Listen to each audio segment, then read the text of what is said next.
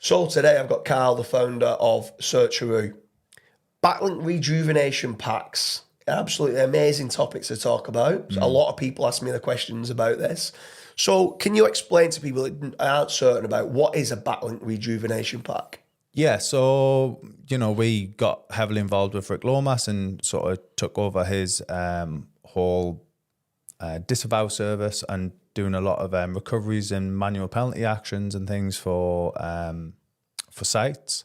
And what was evidently clear was there was not so although we were removing links and toxic links, there was no process in place for, okay, well, you've just removed 30-40% of a website, sometimes more of a website's profile. They need more links. So the Backlink Rejuvenation Pack is simply, we're building non-toxic links that have a bit of trust, bit of power at the website to help bring that toxic ratio down.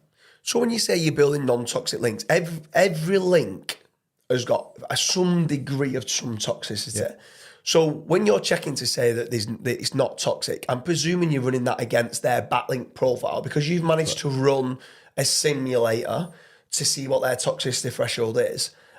Let me guess. I'm trying to presume that you're trying to bring the toxicity score below the threshold, but you're trying to keep hold of some powerful links within the disavow. But to keep hold of them, links in your backlink profile because they're giving some sort of power and trust through to the site, even though they have some toxicity. Once the disavow has been done, the link rejuvenation pack will then kind of give a bit more of the average of the links that are coming down. There will be the lower toxicity with some power, some trust. How many link rejuvenation packs do I need to buy from you? We would almost say infinite. Reality is once you start doing link building and you should only really want to build non-toxic links within the threshold. So there are examples where we would build a toxic link, but it would be because we've lowered the threshold of your site so it can handle that toxicity. So why would you ever build a toxic link? Is it because it might have some power and some trust? It's given enough power and trust for you to say, do you know what? I'm happy to have this some sort of toxicity as long as it's got this level of power and this level of trust. Yeah, so it's all based off like link neighborhoods and the amount of links that you have coming through to it, and the keywords that it's ranking for can heavily affect the toxicity that it's given.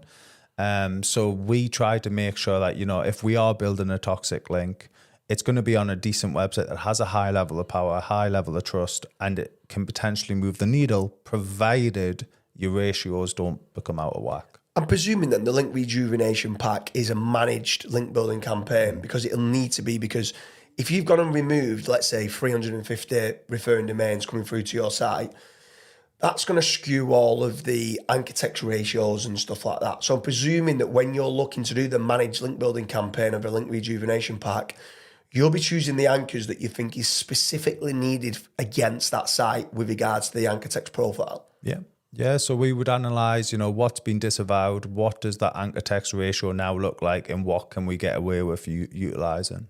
So is it ridiculously expensive? Is it? Do you think it's competitive on price? Like, obviously, moving forward, why don't I just go, I just want to buy link rejuvenation packs. They've got power, they've got trust, low toxicity. Like, where does this stop? Like, why do you only sell these packs? Or is it because the industry aren't educated with regards to toxicity, so you still sell the guest posts and the other services, but this is knowing it's a clean kind of link building campaign?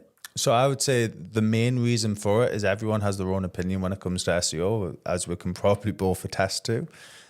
So obviously we offer a whole service from various different areas. But when it comes to the backlink rejuvenation, primarily we would need to do a disavow service first to give you the most accuracy. We can run a link simulator before we do a disavow, but it's only simulating, the actual profile of the site and not necessarily against your website's profile.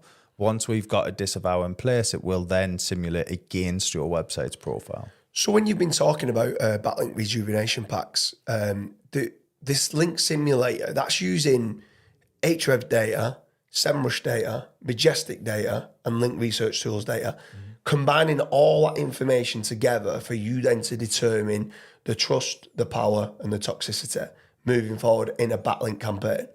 Is there any other link vendors that you know of that are doing this and looking at a link simulation against a backlink profile? None. So there could be certain other agencies that are out there that are building links that could actually be harming people's backlink profile. They might be using, say, SEMrush and their toxicity score, but I know Ahrefs does not have a toxicity score or a ratio, and that seems to be one of the biggest industry standard tools. Obviously, they might also be using Majestic, but again, it's only really giving you the TF and CF scores. It's not really giving you an accurate spam score.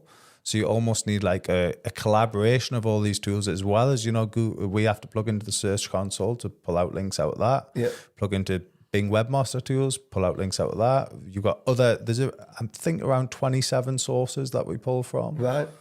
So often, people say, oh, well, my website only has 5,000 RDs to it, and we load it up in our tools and go, actually, no, you've got about 25,000 RDs. Yeah. I mean, it seems like just local SEO need to worry about this. Do you find out? Do you feel like Google do a good job with regards to ignoring some sort of backlinks? So prior to going into a disavow, majority sites don't actually need a disavow. They're good at ignoring a lot of spammy type of links. And if I don't need the disavow, would you ever, if you feel like you've acquired some and you feel I don't need a disavow, just say, well, do you know what? I'm not going to go ahead with a disavow, but I am actually going to buy a link rejuvenation pack, even though I've not had a disavow. Yeah, so obviously we would then try and build non-toxic links, but not simulate against the domain. So regardless, it would still bring down your toxic ratio. Right, okay, that's great. So with regards to, in summary, to the backlink rejuvenation packs, commonly you need to be doing it after a disavow. If you've had a disavow on your site, you've removed quite a lot of power, some trust. Yes, you've brought down your toxicity threshold as well, but the way that Backlink Dots is doing the disavows is they're trying to keep every single link that has some sort of power and some sort of trust going through to your website, which means that your link profile is still going to have a degree of toxicity still, but it's under the toxicity threshold of running against your competition.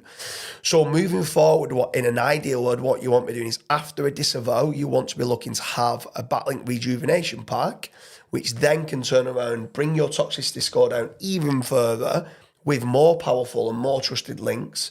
So yes, it should be used after disavows, but also if someone's uncertain whether they feel they've got a degree of toxicity in the backlink profile, you can also be purchasing these backlink rejuvenation packs if you just want low toxicity, high trust, and high powered backlinks going through to your profile.